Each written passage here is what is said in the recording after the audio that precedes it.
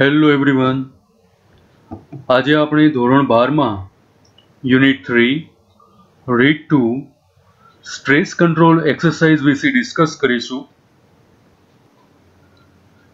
Let's start.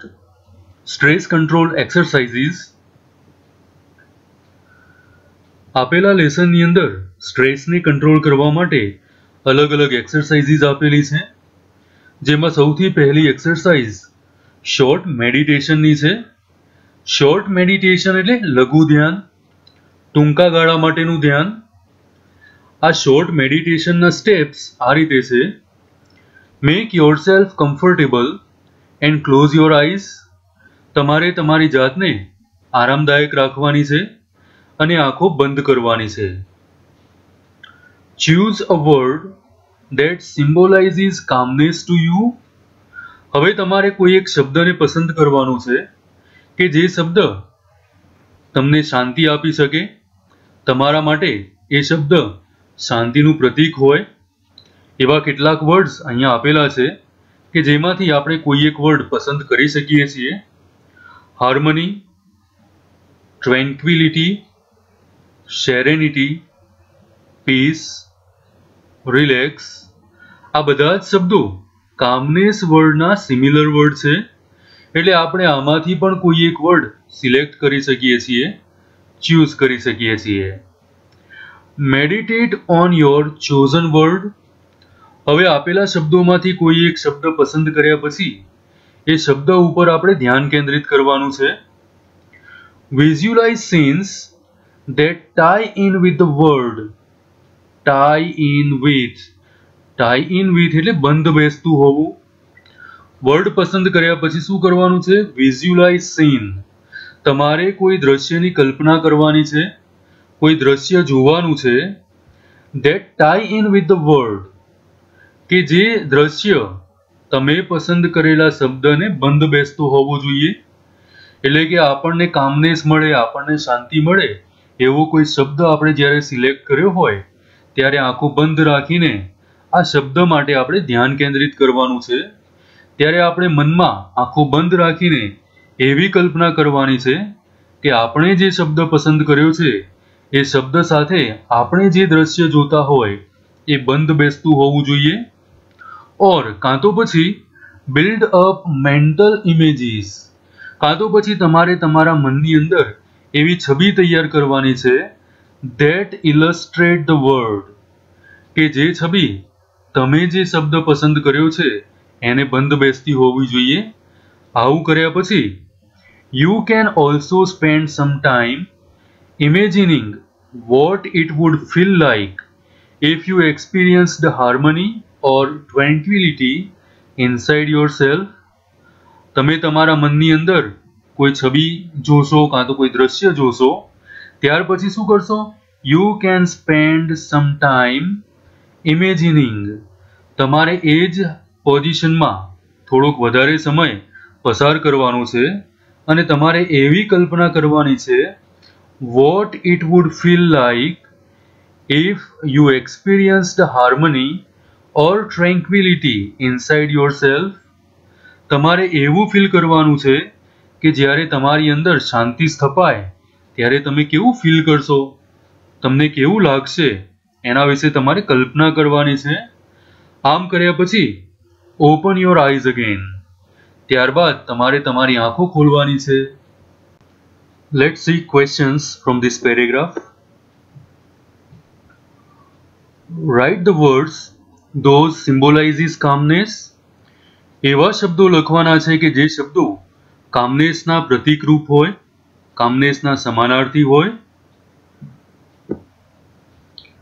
The words symbolizes calmness are harmony, tranquility, serenity, peace, relax.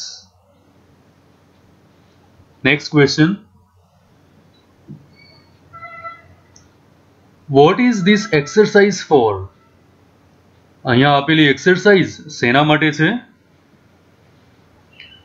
This exercise is for stress control. અહીંયા આપેલી exercise સ્ટ્રેસને control કરવા માટેની exercise છે.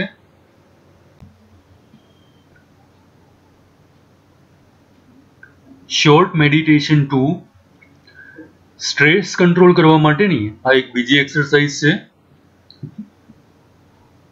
Now let's see some steps. Pick a material. તમારે સામગ્રી લેવાની છે. Such as જેવી કે ડ્રેસ ફેબ્રિક એટલે કે કાપડ લેવાનું છે. A stone કાં તો પછી પથ્થર લેવાનું છે. A piece of wood કાં તો પછી લાકડાનો ટુકડો લેવાનો છે. Or anything else that appeals to you કાં તો પછી તમને યોગ્ય લાગે એવી કોઈ પણ વસ્તુ લઈ શકો છો. સમજાય એવું છે? શોર્ટ મેડિટેશન 2 ની અંદર તમારે કાપડ લેવાનું છે, કાં તો કોઈ પથ્થર લેવાનું છે, કાં તો પછી લાકડાના ટુકડા લેવાના છે, કાં તો પછી એવી કોઈ પણ વસ્તુ કે જે તમને યોગ્ય લાગે. ત્યારબાદ વિથ યોર આઈઝ ક્લોઝડ તમારે આંખો બંધ કરવાની છે અને explore the texture of this material. અને હવે તમે જે મટીરિયલ પસંદ કર્યું છે એ મટીરિયલનું ટેક્સચર એટલે કે એના ઉપરની જે ડિઝાઇન છે, ઉપરના જે પડ છે એ કેવા છે એ આંખો બંધ કરી એના ઉપર હાથ ફરાવીને તમારે એ ટેક્સચરને શોધવા પ્રયત્ન કરવાનો છે. એ ટેક્સચર કેવું છે તે સમજવા પ્રયત્ન કરવાનો છે. Spend at least 2 minutes doing this. અને આમ કરવામાં લગભગ 2 મિનિટ જેટલો સમય તમારે વિતાવવાનો છે. Let's see question from this paragraph. What should one do with closed eyes? બંધ આંખોએ વ્યક્તિએ શું કરવાનું છે? One should explore the texture of material with closed eyes. વ્યક્તિએ આંખો બંધ રાખીને જે તે સામગ્રી ઉપરની ટેક્સચરને શોધવા કે સમજવા પ્રયત્ન કરવાનો છે. અહીંયા માની લો કે આપણા હાથમાં કાપડ હોય તો કાપડ ઉપર જ્યારે આપણે હાથ ફરાવીએ ત્યારે જેવી એની ડિઝાઇન હોય એવું આપણને હાથમાં ફીલ થશે. પથ્થર કદાચ લીસો કે ખરબચડો હોય તો આપણને આપણા હાથમાં એ ફીલ થશે, તો એને ટેક્સચર કહેવાય. આંખો બંધ રાખીને આ ટેક્સચરને સમજવા પ્રયત્ન કરવાનો છે.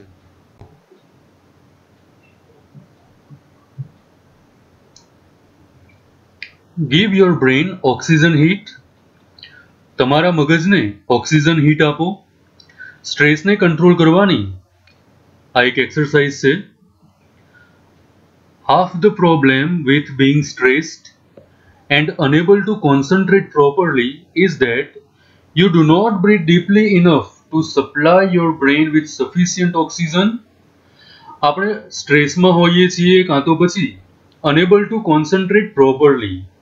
આપણે યોગ્ય રીતે કોન્સન્ટ્રેટ એટલે કે ધ્યાન કેન્દ્રિત નથી કરી શકતા. એના પાછળનું મુખ્ય કારણ એ છે કે આપણે એટલું ડીપ બ્રીથિંગ નથી કરતા કે જેનાથી આપણા મગજને પૂરતું ઓક્સિજન મળી રહે. એટલે કે જો આપણી આ સમસ્યાને દૂર કરવી હોય, આપણે જો સ્ટ્રેસમાં હોઈએ, તણાવમાં હોઈએ, કાં તો પછી આપણે કોન્સન્ટ્રેશન બરાબર ના કરતા હોઈએ તો આપણે આપણા મગજને પૂરતું ઓક્સિજન પહોંચાડવું પડે. અને જો આ ઓક્સિજન આપણા મગજ સુધી પૂરતું નહીં પહોંચે તો તેના લીધે આપણે કોન્સન્ટ્રેશન નહીં કરી શકીએ, કાં તો પછી આપણે સ્ટ્રેસ અનુભવીશું. વેન વી ગેટ સ્ટ્રેસ્ડ, જ્યારે આપણે તણાવમાં હોઈએ છીએ, we tend to hold our breath. ત્યારે આપણે આપણા શ્વાસને રોકી લઈએ છીએ. ઓર કાં તો પછી only breathe in a shallow way. shallow way એટલે ઉપર છલ્લું.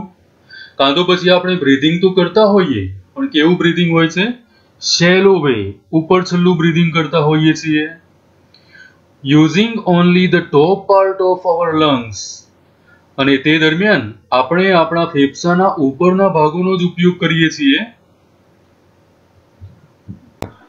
In order to deepen your breathing, તમારી શ્વસન ક્રિયાને વધારે ઊંડી બનાવવા માટે and get oxygen all the way up into the brain again, અને ઓક્સિજનને ફરી એકવાર તમારા બ્રેઇન સુધી પહોંચાડવા માટે do the following exercise for 2 minutes. નીચે દર્શાવેલી એક્સરસાઇઝ 2 મિનિટ માટે કરો. Rub both your hands together. તમારે તમારા બંને હાથ રબ કરવાના છે, ઘસવાના છે. For a moment to create energy. અને આ ક્રિયા થોડીક વાર માટે કરવાની છે. Place your palms one on top of the other. હવે તમારે તમારી હથેળી એકબીજાના ઉપર મૂકવાની છે, એટલે કે એક હથેળી ઉપર બીજી હથેળી મૂકવાની છે. On the area just below your naval. અને આ હથેળી તમારી નાભીના થોડાક નીચેલા ભાગે રાખવાની છે. બ્રીથ કોન્શિયસલી ઇનટુ યોર બેલી. અને ખૂબ જ સભાનતાપૂર્વક તમારે શ્વાસ લેવાનું છે અને તમારા પેટમાં શ્વસન લેતા હોવ એવું ધ્યાન રાખવાનું છે. Making your palm rise every in breath. અને જેટલી પણ વાર તમે શ્વાસ લો એટલી વાર તમારી હથેળી જે છે એ ઊંચી થવી જોઈએ, કારણ કે એ દરમિયાન તમે તમારા પેટમાં એટલે કે તમારી બેલીમાં તમે શ્વાસ લેતા હશો. Imagine breathing oxygen into your brain. અને એ વખતે કલ્પના કરવાની છે કે તમે તમારા બ્રેઇન સુધી ઓક્સિજનને લઈ જઈ રહ્યા છો. Let's see question. Why are we unable to concentrate and being stressed? શા માટે આપણે ધ્યાન કેન્દ્રિત કરી શકતા નથી અને શા માટે આપણે તણાવમાં હોઈએ છીએ? We are unable and being stressed because we do not breathe deeply enough to supply brain with sufficient oxygen. આના પાછળનું કારણ એ છે કે આપણે એટલું ડીપ બ્રીથિંગ નથી કરતા કે જેનાથી આપણા બ્રેઇન સુધી પૂરતા પ્રમાણમાં ઓક્સિજન પહોંચી શકે.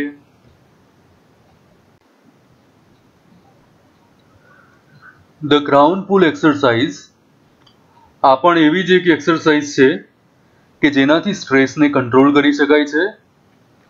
વેન વી બ્રીથ, જ્યારે આપણે શ્વાસ લઈએ છીએ, there is a microscopic movement. ત્યારે માઇક્રોસ્કોપિક એટલે અતિ સૂક્ષ્મ અને મૂવમેન્ટ એટલે કે હલનચલન. There is a microscopic movement of cranial bones. Cranial bones એટલે ખોપરીના હાડકા. માથાની અંદર જે ખોપરી હોય છે એના હાડકાને કાર્નિયલ બોન્સ કહેવાય. There is a microscopic movement of the cranial bones. ત્યારે ખોપરીના જે હાડકા હોય છે એની અંદર અતિ સૂક્ષ્મ હલનચલન થાય છે. which in turn allows the cerebrospinal fluid. cerebrospinal fluid એટલે મસ્તિષ્કનું પ્રવાહી. જ્યારે પણ આપણે ડીપ બ્રીથ કરશું ત્યારે ખોપરીમાં માઇક્રોસ્કોપિક મૂવમેન્ટ થશે, અતિ સૂક્ષ્મ એવી હલનચલન થશે અને આ હલનચલન ક્યાં થવાની છે? કાર્નિયલ બોન્સમાં થશે. ખોપરીના હાડકા જે છે એમાં સૂક્ષ્મ હલનચલન થશે. which in turn allows the cerebrospinal fluid to move freely through the spinal columns and the skull. Skull એટલે પણ ખોપરી. જ્યારે ખોપરીના હાડકામાં હલનચલન થશે તો તેના લીધે સિરિબોસ્પાઇનલ ફ્લુઇડ એટલે કે મસ્તિષ્કમાં રહેલું જે પ્રવાહી છે મૂવ ફ્રીલી એ મુક્ત રીતે ફરી શકશે, મુક્ત રીતે વહી શકશે through the spinal column. Spinal column એટલે કરોડરજ્જુ એન્ડ ધ સ્કલ એટલે કે ખોપરી. ખોપરીના ભાગથી કરોડરજ્જુ સુધી આ સિરિબોસ્પાઇનલ ફ્લુઇડ મુક્ત રીતે વહી શકશે. વેન ટેન્સ્ડ, પણ જ્યારે આપણે તણાવમાં હોઈશું, ટેન્શનમાં હોઈશું, ઓર અપસેટ કાં તો પછી દુઃખી હોઈશું, and do not breathe deeply enough, અને આ સમય દરમિયાન જ્યારે પણ આપણે ડીપ બ્રીથિંગ નહીં કરીએ, this can result in bones in the skull becoming slightly stuck together. જ્યારે ડીપ બ્રીથ નહીં કરીએ ત્યારે સ્કલની અંદર આપણા ખોપરીના જે હાડકા છે એ સ્લાઇટલી સ્ટક થઈ જશે, એકબીજા સાથે જોડાઈ જશે, ચોંટી જશે. સો ધેટ, જેના પરિણામે the fluid can not circulate properly. જેના લીધે સિરિબોસ્પાઇનલ ફ્લુઇડ જે છે મસ્તિષ્કનું જે પ્રવાહી છે એ મુક્ત રીતે પ્રોપરલી વહી નહીં શકે. The crown pull influences the flow of cerebrospinal fluid in a positive way. Crown pull exercise કરવાથી સિરિબોસ્પાઇનલ ફ્લુઇડ એટલે કે મસ્તિષ્કનું પ્રવાહી જે છે એના પ્રવાહને હકારાત્મક અસર થાય છે.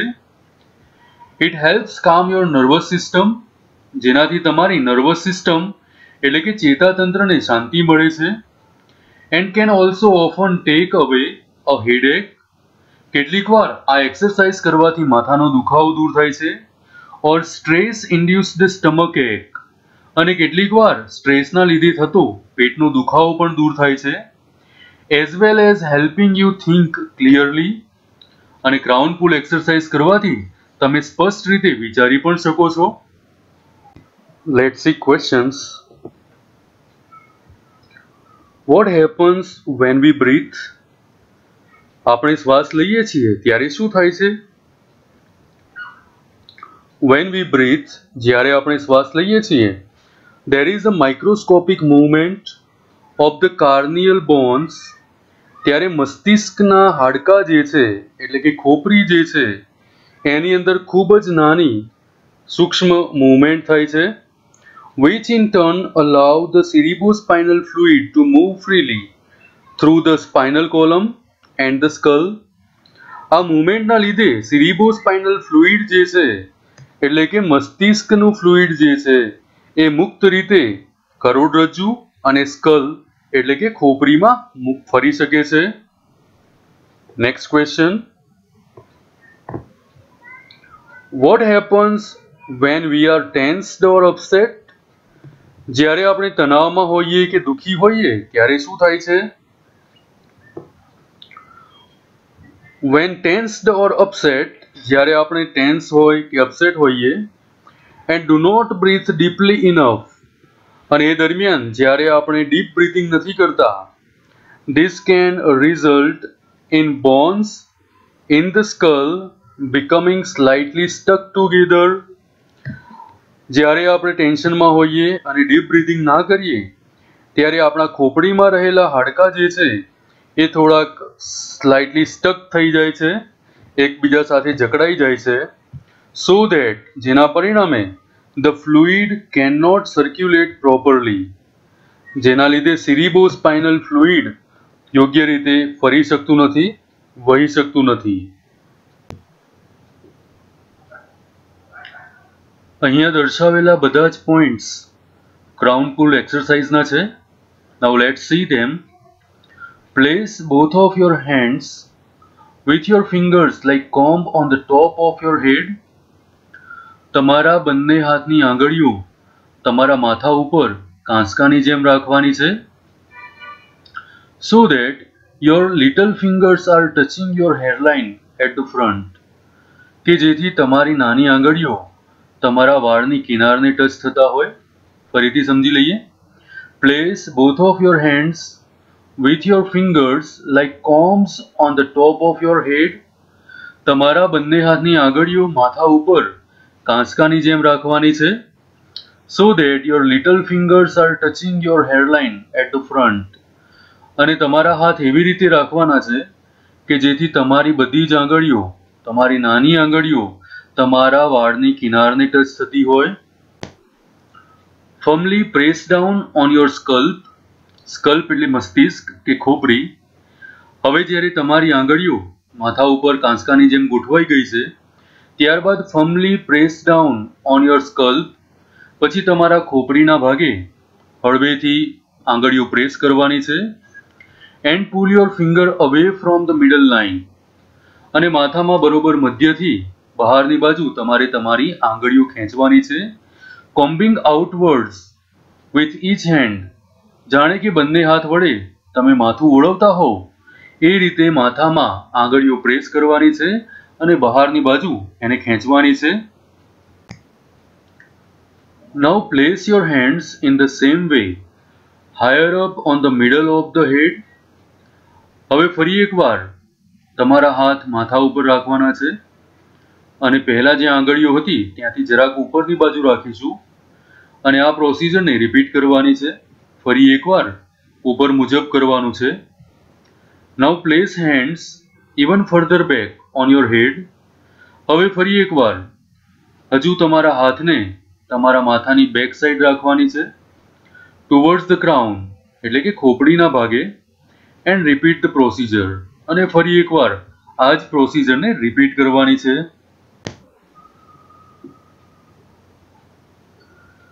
Mental quick fixes. Mental quick fixes એ પણ સ્ટ્રેસ કંટ્રોલ કરવા માટેની એક એક્સરસાઇઝ છે. Let's see it. Put on some music you like. તમને ગમતું હોય એવું મ્યુઝિક લગાડવાનું છે. And dance through the room. અને પછી આખા રૂમમાં ડાન્સ કરવાનું છે. This creative activity exercises the right side of the brain. આ સર્જનાત્મક પ્રવૃત્તિ તમારા બ્રેઇનના જમણી સાઈડને કસરત પૂરી પાડે છે, એક્સરસાઇઝ આપે છે. And helps rebalance your brain. અને આમ કરવાથી તમારું બ્રેઇન રીબેલેન્સ થાય છે. Second point, get a fish tank. એક ફિક્સ ટેન્ક લાવવાની છે. And watch the fish swim around languidly. Languidly એટલે મૃદુતાથી, ભવ્યતાથી. અને આ ફિશ ટેન્કમાં જે ફિશ હોય એ જે રીતે તરતી હોય એને તમારે નિહાળવાનું છે, જોવાનું છે. This allows your mind to કામ ડાઉન. આમ કરવાથી તમારું માઇન્ડ જે છે તે શાંત થશે. Write down all your worries.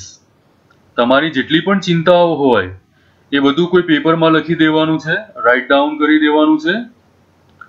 Putting them on a piece of paper gets them out of your head. અને એકવાર આ બધી બાબતો પેપરમાં લખ્યા પછી, કાગળમાં લખ્યા પછી એને તમારા દિમાગમાંથી, તમારા મનમાંથી હંમેશને માટે કાઢી નાખવાનું છે. મતલબ કે તમારે ચિંતાઓ વિશે પછી વિચારવાનું નથી. Get out into nature and walk. તમારે બહાર નેચર એટલે કુદરતી વાતાવરણમાં જવાનું છે અને ચાલવાનું છે. Now let's see questions. Write 2 ways to get mentally relieved. માનસિક રીતે રાહત મેળવવા માટેના 2 રસ્તાઓ લખો. 2 બાબતો કઈ છે તે દર્શાવો. First point, get a fish tank and watch the fish swim around languidly. માનસિક રીતે રાહત મેળવવા માટે ફિશ ટેન્ક લાવવાની છે અને ત્યાં ફિશ તરતી હોય એને જોવાની છે. Get out into nature and walk.